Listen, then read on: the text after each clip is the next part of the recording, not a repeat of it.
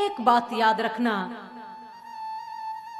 जब जब हम आपस में बटे, जब जब हम कमजोर हुए, जब जब हमारी कायरता हमारे मन में जागी, तब तब लोगों ने हम पर राज्य किया, तब तब लोगों के हम गुलाम बने।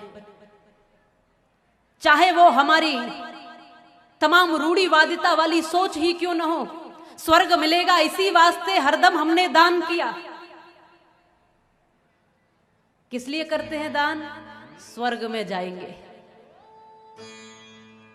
अरे हम भारतवासी हैं, हम मरने के बाद स्वर्ग की कल्पना नहीं करते, हम तो जीते जी ही स्वर्ग में जीवन जिया करते हैं। हम भारतवासी हैं, दुनिया ने स्वर्ग भारत को ही तो माना है। पर हमने क्या सोचा, हमारी रूढ़िवादिताएं, हमारी ऐसी सोच, हमारी कुरीतियां। एक वैदिक काल था जब सब संपन्न था, विचारधारा श्रेष्ठता के शिखरों को छूती थी, लेकिन उत्तर वैदिक काल तक फिर कहीं न कहीं कुछ अधोगति में हम कुछ न कुछ कहीं न कहीं हम विचारों की श्रृंखला से नीचे आए। और फिर उसके बाद तो मध्यकाल आते आते हम बिखर गए, हम स्वार्थी हो गए, हमें कोई फिक्र नहीं रही। कोई मरता है मरने दो, कोई टुकड़ों में बंटता है बंटने दो, ये हमारी सोच बनी। स्वर्ग मिलेगा इसी वास्ते हमने हरदम दान किया। कहा गया उसको ना समझा, आंख मीच कर मान लिया।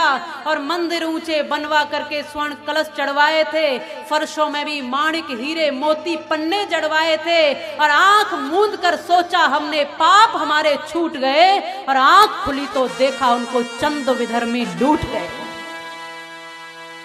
हम इतराते रह गए, हम सोचते रह गए कि हम तो हमारे ऐसे महान ऋषियों की संतान है, हमें कुछ करने की जरूरत ही नहीं पड़ेगी। लेकिन प्रत्येक को संघर्षवान होना ही पड़ता है, प्रत्येक को जुड़ना ही पड़ेगा, क्योंकि बिना संगठन के राष्ट्र प्रगति नहीं कर सकता।